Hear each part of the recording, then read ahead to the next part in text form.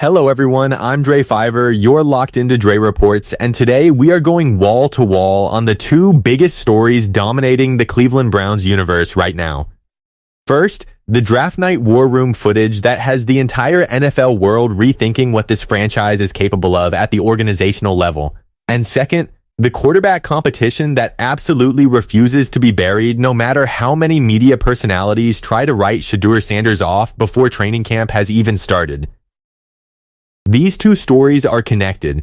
They are part of the same larger narrative about a franchise that is finally starting to move with intention. So pull up, get comfortable, because we are going deep today. Let's start with the draft room, because this is where the Browns gave us something we genuinely were not expecting, a reason to feel good about the front office. Now look, Andrew Berry has taken his share of hits in Cleveland, and some of them were deserved. The Deshaun Watson contract situation is going to be a black mark on this organization's history for a long time, and nobody is pretending otherwise. But what the ESPN documentary The Pick Is In showed us on draft night is a completely different version of Andrew Berry. A sharper version. A version that came into one of the most important drafts in recent Browns history with a clear plan, locked in conviction, and the nerve to execute it under pressure. Here is how the night unfolded, because the context matters enormously. Berry walked into draft night already knowing he was open to trading back from the number 6 overall pick. Cleveland was not married to a specific slot, they were married to a specific group of players.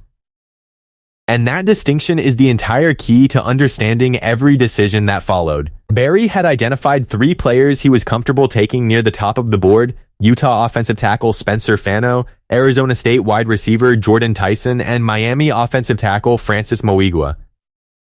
According to reporting from multiple outlets covering the draft in detail, Berry explained his thinking plainly inside Cleveland's war room, saying that with those 3 players on the board, the Browns could slide back 3 spots and still be guaranteed to land one of their top targets. That is disciplined draft strategy. That is how a front office is supposed to operate. Not chasing names, not reacting to the moment, but trusting its own evaluation and letting the value come to them. So Berry made the trade with the Kansas City Chiefs. Cleveland moved from number 6 down to number 9, and in the process picked up an extra 3rd-round pick and a 5th-round pick, while also saving an estimated $10 million on the rookie contract of whoever they eventually selected at 9. That is addition by subtraction in the most literal sense. You get the player you want, you get extra picks, and you save cap space, all in a single move. That is the kind of maneuvering that separates franchises that are building something real from franchises that are just spinning their wheels and hoping things work out. Now Cleveland is sitting at number 9. The board is breaking perfectly. Fano is still there, untouched, available. And then the phone rings. Stephen Jones, Cowboys EVP. Jerry's son, one of the most experienced front office minds in the league, decides he is going to try his hand at trading up with Andrew Berry. And here is where it gets genuinely great. Because the footage captured in that documentary is the kind of thing you cannot script. According to multiple verified reports covering the behind-the-scenes footage, the Cowboys' first offer arrived by text, a simple pick swap of numbers 12 and 20 for Cleveland's picks 9 and 24. No response came back. Berry and his staff apparently looked at that message and kept right on working, because that offer was not close to moving the needle. So Jones escalated, picked up the actual phone, and made both offers verbally. And Berry's response when Jones made his pitch was one of the cleanest executive rejections I have seen documented in recent NFL draft history. Berry told him directly that the offer would not move the needle for Cleveland, and when Jones tried to sweeten the deal by throwing in an additional 5th-round pick, essentially asking Berry if that extra sweetener would change his thinking, Berry still said no. Let that breathe for a moment. The Dallas Cowboys were on the telephone offering a 1st-round package to the Cleveland Browns, a franchise that not too long ago was the punchline of every NFL front office conversation on the internet, and Berry said no like he was declining a courtesy call. That energy is new in Berea. That is a general manager who walked in knowing exactly what he wanted, knowing why he wanted it, and having enough conviction in his own evaluation to turn down a Hall of Fame executive family without flinching. Dre's personal opinion? This is the moment that has to permanently change the conversation around Andrew Barry. Yes, you can criticize him for past decisions. Yes, Watson is an albatross that this organization is still carrying. But in that draft room on that night, Barry was exactly the kind of executive Cleveland fans have been begging for. Credit must be given. The reason Barry was not moving off that pick at all was because his scouts had done the work, and the work pointed clearly in one direction. According to ESPN's coverage of the documentary, Browns national scout Zach Ayers made a passionate case for Fano inside that war room, calling him the best tackle in the entire draft class and describing a rare combination of athleticism, pass protection ability, and elite character that made him stand apart from every other lineman available. Barry trusted that evaluation, stayed at 9, and Cleveland selected Spencer Fano, the Utah offensive tackle, with that pick. And here's why turning down Dallas was absolutely the correct call and why the numbers bear it out completely. According to analysis of the Jimmy Johnson trade value chart, which is the standard metric many NFL teams use to assess the relative worth of draft picks, Cleveland's 2 picks at 9 and 24 combined for roughly 2,090 trade value points. The Cowboys' offer of picks 12 and 20, even with the 5th round pick added on top, barely cleared that same threshold. In other words, Dallas was offering fair value at best, and Barry had a player he considered elite sitting right in front of him at fair value. Why on earth would he trade that away? You only move off a pick in that spot if you are getting genuinely overpaid. Dallas was not overpaying. Dallas was hoping Barry would blink. He did not blink. And for everyone asking what Dallas was actually after, they wanted to jump up and grab Ohio State safety Caleb Downs, who was sitting there on that board drawing eyes from multiple teams. The Cowboys eventually found a different trade partner, moving up 1 spot to 11 by dealing with the Miami Dolphins. And they got their guy in Downs. So everything worked out for Dallas. But the key takeaway for Cleveland is this. The Giants, who were sitting at number 10, selected Miami offensive tackle Francis Mauigoa, one of the 3 players Barry had targeted. The Dolphins at 12 took Alabama's Caden Proctor. Had the Browns taken that Cowboys deal and slid down to 12, they almost certainly miss Fano entirely and end up with a different offensive lineman on a board that was collapsing around them. Barry saw all of that. He read the entire sequence before it happened, and Cleveland walked away with the player their scouts believed was the best tackle in the class. That draft class does not stop with Fano either. Cleveland used the 24th overall pick to select Texas A&M wide receiver Casey Concepcion, and the War Room footage apparently caught something remarkable after that selection. An NFC general manager texting Barry directly to say his team had been trying to trade up for Concepcion before Cleveland locked him in. That is the kind of validation that speaks volumes. When rival executives are texting your GM after the pick to say they wanted that player, you drafted correctly. Barry and the Browns put together what multiple analysts have called one of the strongest overall draft hauls in the entire 2026 class, adding offensive line depth, receiving weapons, and secondary help across the board. This was an organizational statement weekend. Now, with that established, with the draft room excellence documented and acknowledged, let's pivot to the story that has the most Cleveland fans either furiously refreshing their phones or pulling their hair out depending on which quarterback they are riding with. Because the quarterback competition between Deshaun Watson and Shedeur Sanders is the story that simply will not let itself be resolved quietly.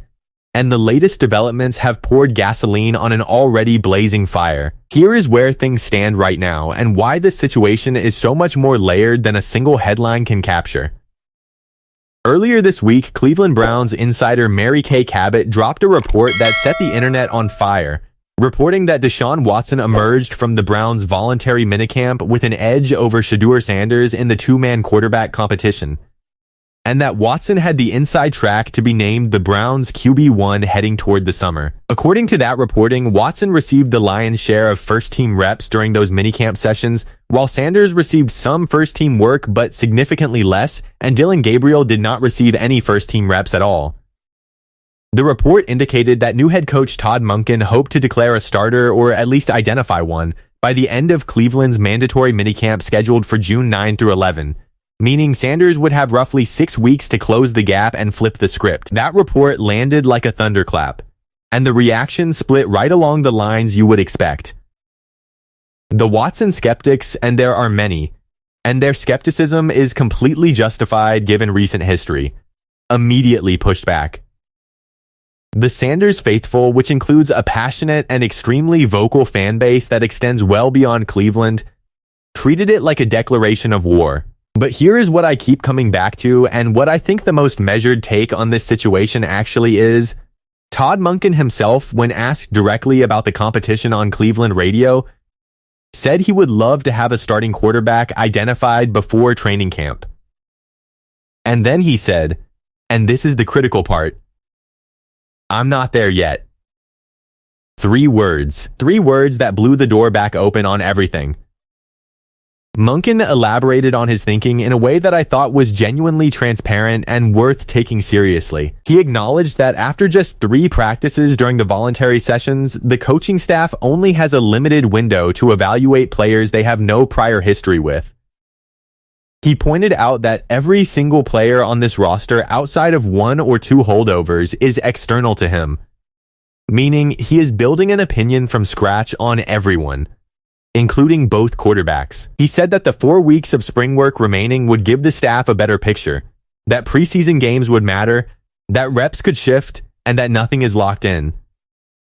That is not the language of a coach who has privately handed the job to anyone. That is a first-year head coach being honest about what he does and does not know yet. Dre's personal take here? I actually respect that answer. I know it frustrates fans who want clarity. I know Cleveland has had enough uncertainty at the quarterback position to last 3 lifetimes. But rushing this decision and getting it wrong would be catastrophic. Monken has never coached a single regular season game as a head coach in the NFL. Watson has not played since he ruptured his Achilles against the Bengals back in October of 2024, and then re-tore it and required a second surgery in January of 2025. Sanders went 3-4 as a rookie starter, showed moments of genuine promise, but also completed just over 56% of his passes with more interceptions than touchdowns. Nobody in that quarterback room has handed this coaching staff an easy answer. So the idea that Monken should already know who his starter is, come on. Give the man time to actually coach. Now here is what I think the Browns were actually doing with those workout photos and footage they released. And nobody in the media seems to be connecting these dots the way I'm connecting them. Look at what Cleveland put out publicly. Todd Monken on the field. Shedeur Sanders working individually, locked in, looking sharp. Dylan Gabriel out there. The entire quarterback room visible and active. This organization released that content intentionally. These teams do not post things by accident. The PR staff and the football operations staff coordinate on what goes public, what message it sends, and when it sends it. And what that footage communicates, coming out in the same week that Watson's reported inside track was dominating headlines, is that the competition is real, it is ongoing, and Shedeur Sanders is not going anywhere. That is a cryptic message, but it is not actually that cryptic when you think about it. The Browns are telling the media, we see your headlines, we see the speculation, and we are not confirming any of it. Sanders is still out here working. The battle is still live. And honestly, that is exactly what a smart organization should be doing. You do not want to hand Watson the job in May based on 3 voluntary practices. You do not want to publicly diminish your rookie quarterback standing before he has had a full offseason to prove himself. You protect the competition because the competition is what makes everyone sharper. Todd Monken, who has a career built on maximizing quarterbacks across multiple systems, understands that better than anyone. Tony Grossi, one of Cleveland's most established football voices, also weighed in on the situation this week and at least had the integrity to frame his comments as personal opinion rather than insider sourcing. His take was that if Watson comes back healthy, he believes the veteran quarterback will ultimately prevail in the competition. His reasoning centered on health, experience, the familiarity with pro-style systems similar to what Monken runs, and the mental reset that Watson appears to have undergone after his lengthy absence from the field. But Grossi was clear. That is his read, not a coaching staff directive. And right now, opinion is about all anyone outside that building really has, because Cleveland is playing this one extremely close to the vest. Now let's zoom out for a second, because the Watson side of this has context that matters. The man signed one of the most controversial contracts in NFL history, a fully guaranteed deal worth in the neighborhood of $230 million that sent shockwaves through the league and handcuffed Cleveland's salary cap for years. He served an 11-game suspension in 2022 for violating the NFL's personal conduct policy before he ever played a meaningful snap as a Brown. When he did play in Cleveland, he never recaptured the Pro Bowl form he had shown in Houston. And then in October of 2024, he tore his Achilles, required 2 surgeries, and missed the entire 2025 season. Browns owner Jimmy Haslam has publicly called the Watson acquisition a miss. That is about as candid an ownership admission as you will ever hear in professional football. So walking back into this situation and claiming the starting job, even with positive minicamp reports, is going to require Watson to do things we genuinely have not seen from him in a Cleveland uniform. Crisply thrown balls in a non-contact voluntary workout is a start. It is not a conclusion. Shedeur Sanders, meanwhile, is not sitting still. The young man graduated from Colorado this past weekend and walked the commencement stage.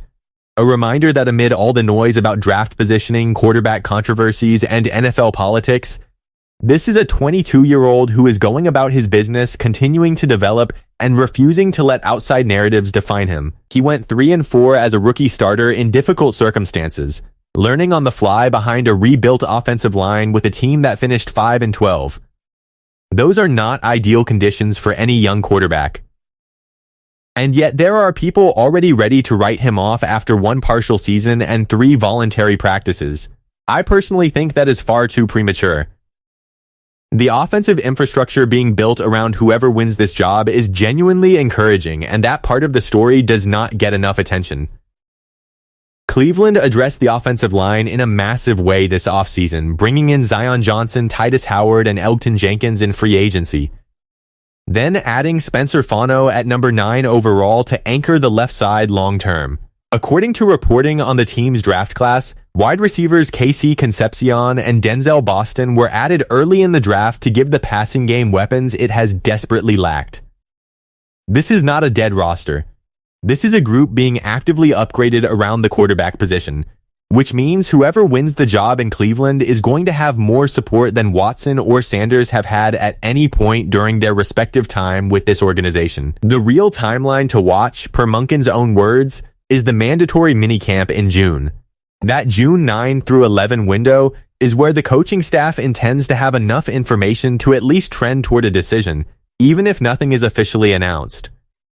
From there, training camp in the summer is where the final determination gets made, where preseason games inject live game chaos into the equation and separate the quarterbacks who look good in shorts from the ones who can actually execute under pressure. Dre is circling training camp on the calendar. That is when this story gets its real ending.